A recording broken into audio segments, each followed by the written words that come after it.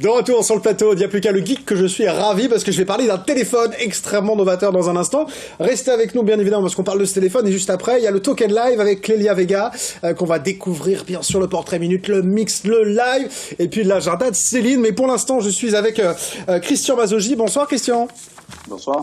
Bienvenue sur le plateau de Y'a plus qu'à. Je suis ravi de vous avoir parce que j'ai reçu un petit mail pour me présenter un téléphone il y a quelques temps. Et bon, voilà, le téléphone, on se dit, bon, on peut pas réinventer trop les choses. Et en fin de compte, eh bien si, quand j'ai lu un petit peu le descriptif, je me suis dit, avec ce téléphone, vous nous proposez quelque chose de vraiment différent. En quoi il est différent, ce téléphone, Christian, aujourd'hui ? L'idée, on est avec un marché qui n'arrête pas d'évoluer, qui apporte tout son lot de nouveautés sur ce marché de la téléphonie mobile. Mais on se rend compte aussi qu'avec tous ces nouveaux défis dans le design, des téléphones de plus en plus fins, les téléphones cassent de plus en plus souvent. Donc il y a un vrai besoin aujourd'hui des gens qui utilisent leur téléphone 24/7 un petit peu partout, tout le temps. C'est d'avoir des téléphones qui soient résistants, qui chutent, qui tombent et qui sachent faire face aux aléas du quotidien. Et donc, c'est un petit peu le défi qu'on a tenté de relever avec ce nouveau MTT Idéal. Alors ça, c'est vrai que c'est une vraie nouveauté parce que si on prend les deux grands leaders du marché, changer son écran, il y a quand même des boutiques, des réseaux de boutiques qui sont créés pour les réparer, les téléphones. Donc ça veut dire qu'a priori, il y a de la casse régulière puisque ça a même créé un business en parallèle. Et vous avez décidé de nous proposer un téléphone et on le voit bien quand on l'a, même s'il reste, il est un peu plus lourd quand même que ce qu'on peut connaître, mais parce qu'il est plus résistant, il est étanche. Et là, en tout cas, on a un vrai différenciant produit parce qu'il reste quand même design, il reste quand même agréable et performant. On en parlera dans un instant. Donc, en gros, il peut recevoir des projections d'eau, par exemple, et tout va bien. Mais il peut même jusqu'à être immergé puisqu'il répond à la norme IP68, donc il résiste. À des immersions dans l'eau, il est vraiment étanche. Il est vraiment étanche et il résiste au choc. Il y a des chutes de plus d'1 mètre. Donc il est vraiment fait pour, pas seulement les baroudeurs, mais véritablement pour les gens qui sont aussi à la recherche d'une solution design, puisque c'est un téléphone qui a une forme aujourd'hui qui répond à peu près aux standards de ce que recherchent les utilisateurs dans la généralité. Ouais, parce que c'est vrai qu'on a des téléphones anti-choc qui sont sortis, mais enfin, on va des gros coques oranges, des trucs un peu avec du caoutchouc dans les coins, etc. Et du tout, avec ce téléphone-là, on n'est pas du tout dans cet univers-là. On reste avec un produit qui est joli. Et c'est vrai qu'on cherche quelque chose de résistant, mais aussi de joli.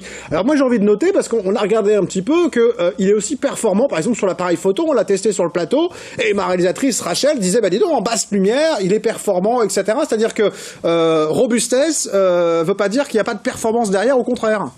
Alors, ce qui est important quand on lance un produit sur ce marché du grand public, c'est que le grand public est exigeant. Ce sont des gens qui aujourd'hui ont une certaine expertise des produits, donc on ne pouvait pas nous répondre et arriver sur le marché avec un produit qui soit, on va dire, juste à moitié bon ou à moitié performant. Donc, le capteur photo, c'est un capteur Sony, Sony qui est une des marques référentes sur l'univers de la photo. Alors, il ne s'agit pas là d'avoir le téléphone qui prend les plus belles photos et puis de vous dire que vous allez pouvoir jeter votre super appareil photo et remplacer ce téléphone-là par ça, mais d'avoir quand même un produit qui réponde en tout point aux exigences du consommateur et se dire qu'en rapport qualité-prix, on est sur un excellent rapport qualité-prix, avec en plus la garantie d'avoir un téléphone résistant et durable. Alors justement, puisqu'on parle de prix, Christian, combien coûte le téléphone parce que là aussi, c'est un aspect important sur des leaders du marché, à la Pomme ou l'autre. On a des téléphones qui sont autour de 800, 850 euros. Je le sais parce que j'en ai un, voilà, donc je les ai payés. Donc je me souviens bien du prix. Là, on est quand même sur quelque chose qui est plus abordable. Parce que je pense que l'essence de la réponse qu'on a voulu construire avec ce produit-là, c'était de répondre à un marché qui soit large. Nous, on vient effectivement d'un secteur de niche sur lequel on répond plutôt à un marché professionnel avec des produits qui se voulaient, on va dire, résistants, rugueux, mais avec un design aussi qui était censé répondre à ce marché pro et au marché du sport extrême.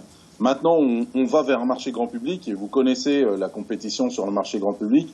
Elle se fait on va dire le gros des ventes se fait quand même sur des produits à moins de 300 euros. Donc, il était important pour nous de répondre avec un produit qui soit dans cette cible marché-là aussi, sur lequel le gros des ventes qui se font sur Internet notamment se font sur un segment inférieur à 300 euros. Alors comment on fait sa place, Christian, quand on a des mastodontes qui sont des leaders, qu'on est une plus petite entreprise, comment on arrive à faire parler de soi, parce qu'avoir un bon produit innovant, différenciant, malheureusement ça suffit pas. Comment on arrive à dire oh, on existe, on est là et on a un bon produit? Écoutez, déjà ça passe déjà par le produit. Je pense que le produit, s'il est qualitativement bon, le buzz se fera parce que le produit apporte un vrai plus au consommateur, ça c'est une chose. Mais après derrière, on reste une société qui avance, une société qui investit, donc on va être de plus en plus présent sur les plateformes internet. On travaille avec des réseaux de distribution et le produit va être présent de plus en plus sur les différents canaux, que ça soit sur les canaux de vente en ligne, que ça soit dans les magasins référents, type boulanger, la Fnac, voire même les grandes enseignes alimentaires. Et on est vraiment sur un marché de conquête. Mais on arrive, on est peut-être tout jeune, tout petit, mais on va grandir. On va grandir. Ça, j'en doute pas, en tout cas, parce qu'il y a une vraie innovation. Donc, on retrouve, par contre, voilà, les choses que les gens connaissent bien. On est sous Android, on a bien sûr la 4G, le Bluetooth. Enfin, voilà, on a parlé de ce côté résistant, mais tous les ingrédients, si je peux dire, qu'on retrouve dans un smartphone, voilà, aujourd'hui, sont bien présents. Voilà, le GPS, la double carte SIM, ça c'est pratique. Vous parliez du marché professionnel. Ça peut être intéressant pour le marché professionnel, justement. On reste quand même sur des produits aujourd'hui avec une utilisation mixte. On va dire que on est conscient que on peut aussi bien adresser l'artisan qui aujourd'hui a besoin d'un téléphone qui réponde à ses contraintes professionnelles entre guillemets, sur lequel lui peut travailler dans un environnement qui est difficile.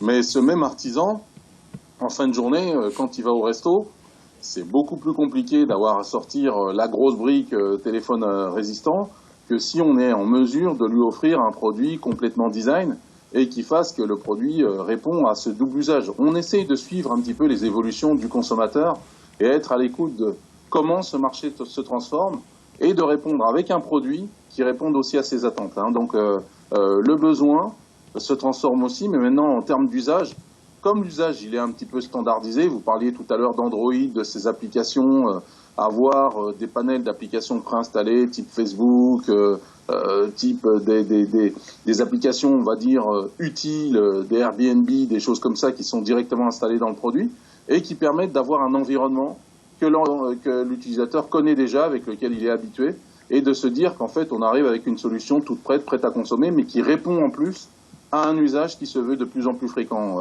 La personne qui passe sa journée au bureau, après, elle fait son footing, elle prend son téléphone, elle charge sa musique dessus.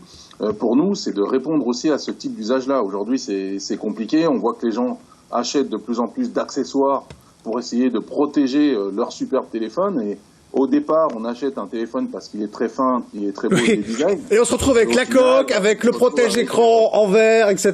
Tout à fait. Et il n'y a pas besoin. Bon, écoutez, en tout cas, j'espère que vous aurez envie d'être curieux. En tout cas, moi, je vous invite à aller voir le site internet de MTT Mobile pour, en tout cas, découvrir ce produit plus avant, chers amis.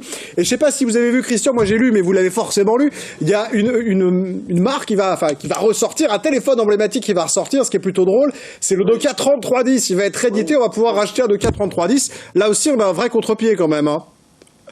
Écoutez, je pense que si ça revient, c'est que le client, quelque part, c'est qu'il y a des clients qui sont prêts à retourner dedans. Donc, nous, ça nous dit aussi, quelque part, qu'on ne s'est pas trompé, qu'on est véritablement avec une forme de, on va dire, de demande qui vient du marché. Alors, peut-être pas de demande qui crie « on veut un téléphone à touche durci ». Il y a toujours un revival et puis le côté un peu mode qui revient, le côté vintage. Donc, ça, c'est très bien. Mais par contre, la grande batterie, la robustesse...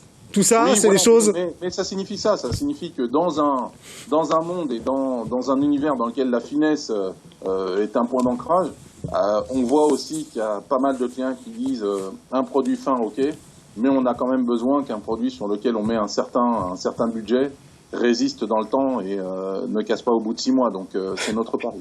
Eh bien, merci Christian, en tout cas, d'être passé nous voir pour nous présenter ce téléphone vraiment novateur. Merci beaucoup. Bonne route à cette initiative, en tout cas. Nous, dans un instant, juste après, une petite coupure de publicité, on se retrouve pour le Token Live. Il y aura l'agenda de Céline et puis Clélia Vega. À tout de suite. Non, il n'y a plus qu'à.